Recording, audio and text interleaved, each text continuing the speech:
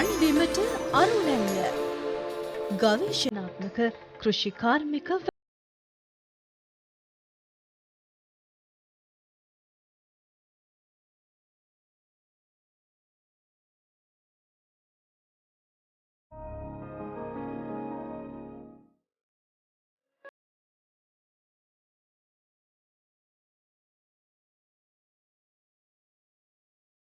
මිහි කත සනහන සුබාදහම හා සුසැදි වගා සංස්කෘතියක ශ්‍රව්‍ය දෘශ්‍ය පෙළහර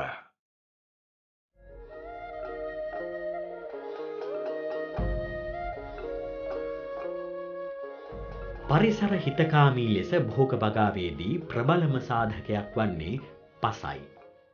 වගා නොකළ බිමක් දිගින් දිගටම කොම්පෝස්ට් භාවිතය නිසා සරු පසක් වන අයුරු මෙම සරල පස් සාම්පල පරීක්ෂාවෙන් ඔබට පෙන්වා දිය හැකියි. මේ වගා නොකළ පසක්.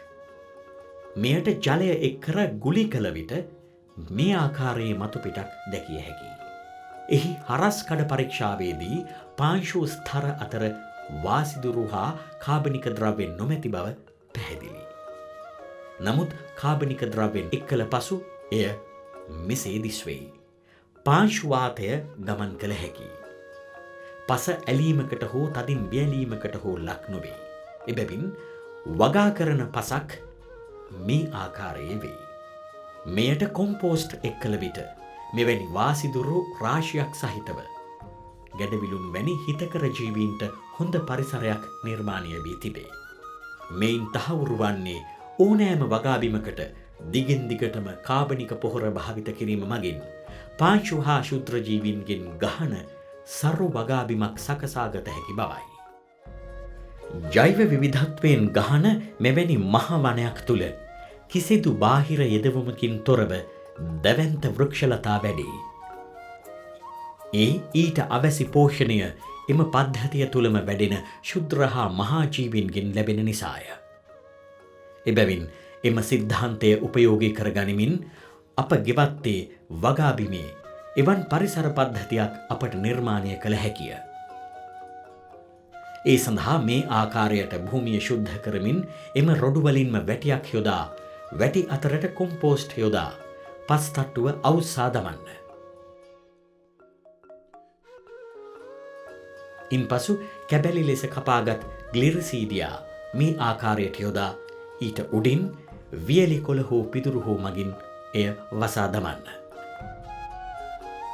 එය වනාන්තරයට සමාන තෙතමන තත්ත්වයක් ඔබ වගාබිමේ ඇති කිරීමට හේතු වෙයි. අව්ව වැස්ස වැනි ස්වාභාවික සාධක හේතු කොටගෙන ඉතා කෙටි කලකින් ඉතා සාරවත් ගොවිබිමක් ඔබට නිතැතින් හිමි වේ. පාත්ති සැකසීම. කුඩා ප්‍රමාණ ගෙවතු වගාවේදී ක්‍රමවත් ලෙස පාත්ති සැදීම මගින් ඵලදායී ලෙස එකම භූමියේ දිගින් දිගටම වගා කිරීම සඳහා ඉඩකඩ සැකසී. එබැවින් ඒ සඳහා සුදුසු බිමක් තෝරා මේ ආකාරයට බිම ලකුණු කරගන්න. හතරමායිම ලකුණු කරගත් පසු එක් පැත්තකින් දික් අතට කානුවක්සේ හාරා ගන්න. ඉතිරි බිම් තීරයට හා කැපූ කානුවට කොම්පෝස්ට් යොදා සියුම්ව බිම් කොටන්න. එවිට කොම්පෝස්ට් පස් සමග හොඳින් මිශ්‍ර වෙයි. මෙම මිශ්‍රණයට උඩින් ග්ලිරිසීඩියා අතු යොදන්න. අවසානයේ පිදුරු හෝ වියලි කොළ හෝ වසුන් කර තබන්න. දින 5කට පසු පිදුරු වසුන මෙසේ දෙපසට කර දිරාගිය කොටස් මිශ්‍ර වනසේ පස මිශ්‍ර කරන්න. ඉන්පසු පොළව තෙමා මෙසේ භෝගයට ගැලපෙන පරතරයට අනුව මේ ආකාරයට පැලසිටුවා එය වසුන් කරන්න. ඔබගේ ගොවිබිම තුළ ප්‍රාථමික භෝග ස්ථාපනය කිරීමෙන් පසු සිදු කරන ද්විතීයික සාත්තු කිරීම පාරිසරික ක්‍රම යටතේ විධිමත්ව සිදු කිරීමෙන් භෝගවල සරු ඵලදාවක් ඔබට ලබාගත හැකියි. ඕනෑම පාංශු තත්ත්වයක් ඇති වගාබිමක් සඳහා කොම්පෝස්ට් යොදා මෙලෙස ද්විතීයික සාත්තු කිරීම මගින් භෝග අවට ඇති පරිසරය හොඳින් සුරක්ෂිත වේ. තවද භෝගවලට ජලය කිරීමේදී අපතේ නොයාමද මෙලෙස පාති සැකසීමේදී සිදුවන එක් වාසියකි. මෙලෙස කාබනික පොහොර යොදා වසුන් කර සුදුසු පාරිසරික තත්ත්ව නිර්මාණය කිරීම නිරෝගී භෝග වර්ධනය හා එහි නිරෝගී භාවයේ ප්‍රබලම සාධකයකි. ගොඩගුවි තැනේදී රසායනික වල්නාශක බහුලව යෙදීම නිසා වගාබිමේ ජෛව විවිධත්වයට බරපතල හානි සිදුවේ. මේ නිසා හිතකර ජීවීන්ගේ වාසස්ථාන පවා විනාශ වී පරිසර පද්ධතියේ පෝෂණ සමතුලිතතාව බිඳී යයි. එබැවින් වගාබිමේ වල් පාලනයට මේ ආකාරයට වීසිගසා හෝ යන්ත්‍ර මගින් හෝ වල් ඉවත් කර එම රොඩු වලින් භෝග වසුන් කිරීම ප්‍රායෝගිකම විසඳුමයි. තවද මෙලෙස භෝග අබට ඇති වල් අතින් ගලවා ඉවත් කිරීමද වල් පාලනයට සුදුසු ක්‍රමයකි.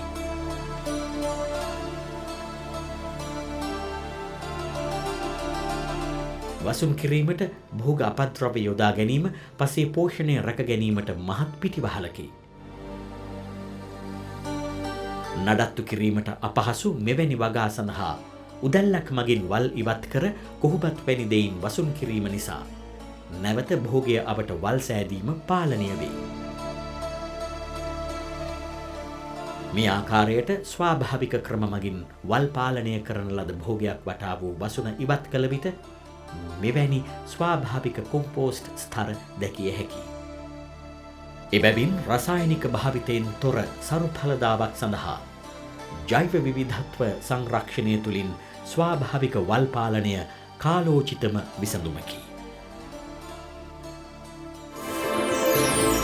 රන් බිමට අරුණැල්ල ගවේෂණාත්මක කෘෂි කාර්මික වැඩසටහන.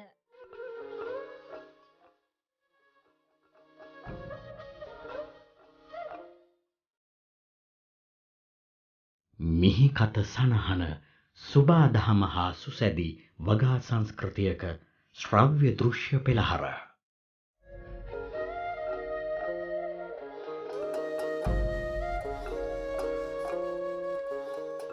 භෝග වගාවේ නිරෝගීතාව රැක ගැනීමට රසායනික ක්‍රිමිනාශක වලින් තොරව ඔබ අවට පරිසරයේ අමුද්‍රව්‍ය වලින්ම පහසු විකල්ප ක්‍රම විකර්ශකයක් මෙසේ සාදාගත හැකියි.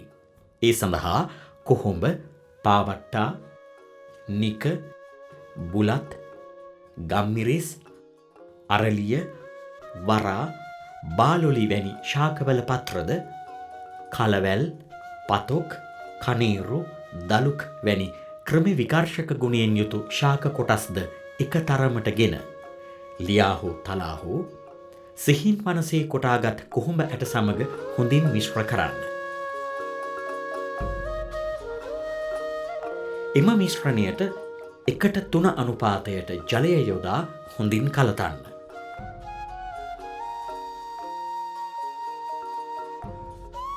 දින 3කට පසුව පෙරාගත් එම මිශ්‍රණයේ සැර තවදුරටත් වැඩි කර ගැනීමට ගම්මිරිස්, කොච්චි හා සුදුලූණු එකට කොටා දිනක් ජලයේ පෙඟෙන්නට හැර පෙරාගත් ද්‍රාවණයට එක් කරන්න.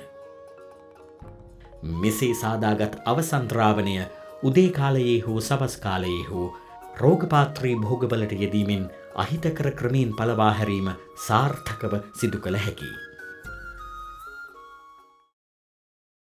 පරිසර හිතකාමී වගා තාක්ෂණ භාවිතයේදී එහි ඵලදායිතාව නංවා ගැනීමේ විශේෂ ප්‍රතිකර්මයක් ලෙස රසායන වලින් තොරව ගොවිපොළ පරිසරයේ අපතේ යන පළතුරු වලින් පහසු විකල්ප ඵලදා උත්තේජක ශාක ප්‍රතිකාරකයක් ඔබට සාදාගත හැකියි.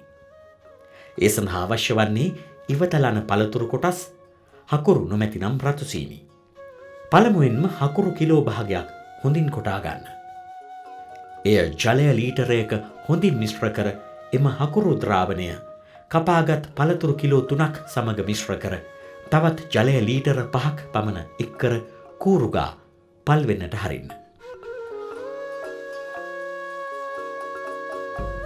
දින 10කට පසු හොඳින් කූරුගාගත් එම මිශ්‍රණයෙන් ලීටර භාගයක් ගෙන එයට තවත් හකුරු ද්‍රාවණය ලීටර භාගයක් එක් කර එම සමස්ත මිශ්‍රණය ලීටර 5ක් වනතුරු ජලය එක් කරන්න. මෙසේ අඩු වියදමකින් පරිසර හිතකාමී ලෙස සාදාගත් ඵලදා උත්තේජක ශාක ප්‍රතිකාරකය මල් හා ඵලදාව හටගන්නා අවධියේදී ශාකවලට යෙදීමෙන් ඉතා හොඳ සාර්ථක ප්‍රතිඵල ඔබට ලබාගත හැකියි.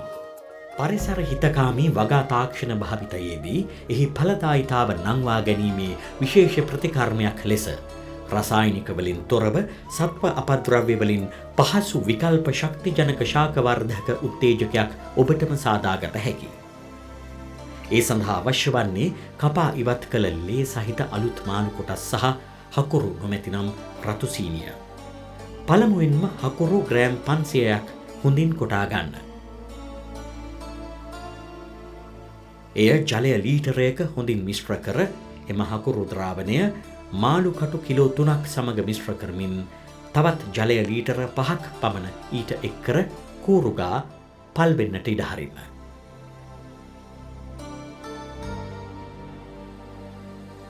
දින 10කට පසු හොඳින් කූරුගාගත් එම මිශ්‍රණයෙන් ලීටර භාගයක් ගෙන එයට තවත් හකුරු ද්‍රාවණය ලීටර භාගයක් එක් කර එම සමස්ත මිශ්‍රණය ලීටර 5ක් වනතුරු ජලය එක් කරන්න.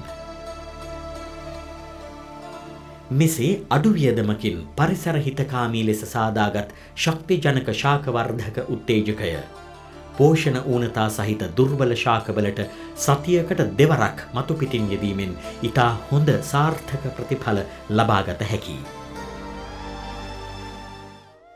ස්වාභාවික දියර පොහොර සාදා ගැනීම. භෝගවගාවේ ඌනතාවන් සඳහා ප්‍රතිකාරකයක් ලෙසත් එහි ඵලදායිතාව වැඩි කර ගැනීම සඳහාත් රසායනික වලින් තොරව ඔබ අපට පරිසරයේ අමුද්‍රව්‍ය වලින්ම පහසු ස්වාභාවික දියර පොහොරක් සාදා ගැනීම මෙසේ සිදු කළ හැකියි.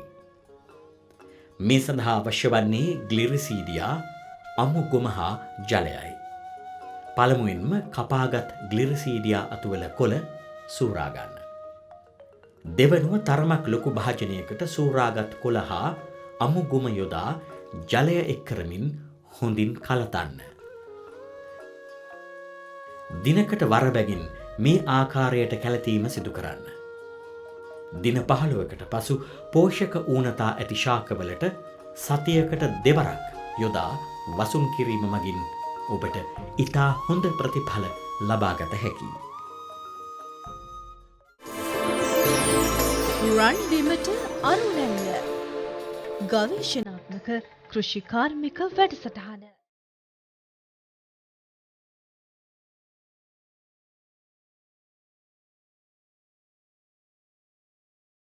මිහි කත සනහන සුබාදහම හා සුසැදි වගා සංස්කෘතියක ශ්‍රව්‍ය දෘශ්‍ය පෙළහර.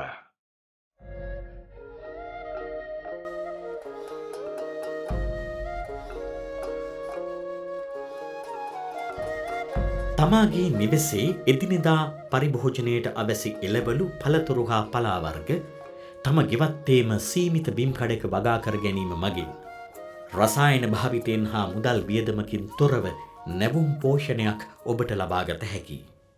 නිවෙසේ මුළුතැන්ගේට ආසන්නයේ මේ ආකාරයේ ටිකිරි කොටුවක් නිර්මාණය කිරීම තුළින් එදිනෙදා මුළුතැන්ගේ පරිභෝජනයට අවැසි දේ පහසුවෙන් ලබාගත හැකි වන අතර මුළුතැන්ගෙන් ඉවතලන දිරණ අපද්‍රව්‍ය මගින් එයට අවැසි ජලය හා පෝෂණය ලබා දෙයි. පරිසර හිතකාමී ක්‍රම පමණක්ම භාවිත කරමින් නිවෙසට අවැසි ආහාර තම ගෙවත්තේම වගා කර ගැනීම තුළින් අපි ආහාර සුරක්ෂිත භාවයෙන් යුතු ඉසුරුමත් දේශයක කොටස්කරුවෝ වෙමු. අහස් වගාව පරිසර හිතකාමී වගා ප්‍රවේශයක් තුළ මනා ලෙස ඉඩකඩ කළමනාකරණයෙන් ශාක වර්ධනයට අවැසි පාරිසරික සාධක වලින් උපරිම ඵලදායිතාවක් ලබා ගැනීම උදෙසා අහස් වගාව සිදු කෙරේ. ඔබගේ ගෙවත්තේ හෝ වගාබිමේ හෝ ධාවක භෝග සඳහා විවිධ ආධාරක යොදා ගනිමින් අහස් වගාව සිදු කළ හැකිය. වගාවට අහිතකර ක්‍රමීන් හා පනුවන් දඩයීමේ යෙදෙන කුරුල්ලන් හා හිතකර සතුන්ට වාසස්ථානය වූ මෙවැනි බහුකාර්යය වැටවල් සුළං බාධකයක්සේ ක්‍රියා කරමින් වගාබිමේ ජෛව විවිධත්වය ආරක්ෂා කරයි. වගාබිම වටා ස්වාභාවික ආවරණයක් වන බහුකාර්ය වැටවල් මගින් වගාබිමට සුන්දරත්වයක්ද එක් කරයි. වගාව සඳහා සීමිත ඉඩකඩක් භාවිත කරන්නන්ටත් නිර්මාණශීලී ගෙවත්තක් තුළින් මානසික තෘප්තියක් ලැබීමට අවැසි ඕනෑම කෙනෙකුටත් ස්වාභාවික හෝ කෘත්‍රිම හෝ දේවල් උපයෝගී කොටගෙන බඳුන් වගාවේ නිරත විය හැකියි. මේ ආකාරයට ඉවතලන දෙයින් නිර්මාණශීලී බඳුනක් තනාගත හැකියි.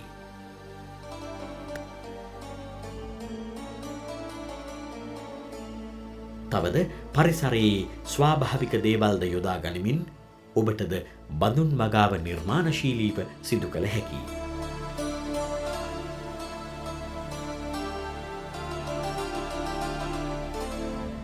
පාරිසරික අභියෝග ජයගෙන සුන්දර ගෙවත්තක් තුළින් ආහාර සුරක්ෂිත භාවයෙන් යුතු දිවි නැඟුමකට බඳුන් වගාව කදිම විසඳුමකි. පරිසර හිතකාමී වගා ප්‍රවේශය තුළ බීජ සංරක්ෂණය සේම අවධානය යොමු කළ යුතු වැදගත් දෙයකි රෝපණ සංරක්ෂණය. රෝපණ ද්‍රව්‍යවලින් ශාක ප්‍රචාරණය සිදු කිරීමේදී එම රෝපණ ද්‍රව්‍යවල නිරෝගීතාව පිළිබඳ සැලකිලිමත් විය යුතුයි. දඬු ලෙස ලබා ගන්නා බුලත් රෝපණයේදී මෙසේ පාර්ශ්වික අංකුර ඉවත් කර ජල බඳුනකට බහා පළමුව වියලීම වළක්වා ගත යුතුයි. කාලගුණ තත්වයට මුහුණ දීම සඳහා වැඩිපුර පත්‍ර හා දළු ඉවත් කෙරේ. පුරුකකට ආසන්නයේ ඇති කරන තිවුණු කැපුම මුල් ඇදීමට හේතු වෙයි. ඉන්පසු බඳුන් කර සිසිල් ස්ථානයක තබන්න. කෙසෙල් වැනි අංකුර ශාකරෝපණයේදී මව්ගසට හා අංකුරයට හානි නොවන ලෙස ගලවා ගන්න. ඉන්පසු මුල් කපා අලු තැවරීමෙන් රෝග හා පලිබෝධ ආසාදනය වළක්වයි. සතියකට පමණ පසු සිටුවීම වඩාත් යෝග්‍යය. අතීතයේ සිට ගොවිතැනෙහි නියැලෙන්නෝ තමාගේ ඉදිරි කන්නය සඳහා අවැසි බීජ සංරක්ෂණයද ගෘහස්ථ මට්ටමින් සිදු කරගත්හ. එහෙයින් කුඩා පරිමාණ වගාවෙහිදී මේ සඳහා හිමි වූයේ වැදගත් තැනකි. මේ සඳහා නොයෙක් ස්වාභාවික ක්‍රම භාවිත කරමින් බීජ රැක ගැනීමට බොහෝ දෙනා පුරුදු පුහුණු වී සිටිති. මෙයින් ඉතා පහසු හා ප්‍රායෝගික ක්‍රමය වන්නේ දෙහි සහ කොහොම කොළ සමග තෝරාගත් බීජ වියලා හොඳින් වැසෙන බෝතල්වල බහා සිසිල් වියලි ස්ථානයක තැබීමයි. මාංශල ගතියෙන් යුතු තක්කාලි වැනි ශාකවල බීජ සංරක්ෂණය සඳහා මෙම ක්‍රමය අනුගමනය කෙරේ. තවද කුඩා කණ්ඩායම් ලෙස වෙන වෙනම බීජ සංරක්ෂණයේ යෙදෙන මෙම ප්‍රජාවද ඊළඟ කන්නයට අවැසි බීජ මෙන්ම සිය දැනුමද එකිනෙකා අතර හුවමාරු කර ගනිති. ගෘහස්ථ මට්ටමින් සිදු කෙරෙන මෙවැනි ක්‍රියාකාරකම් දේශීය බීජ සංරක්ෂණයට හා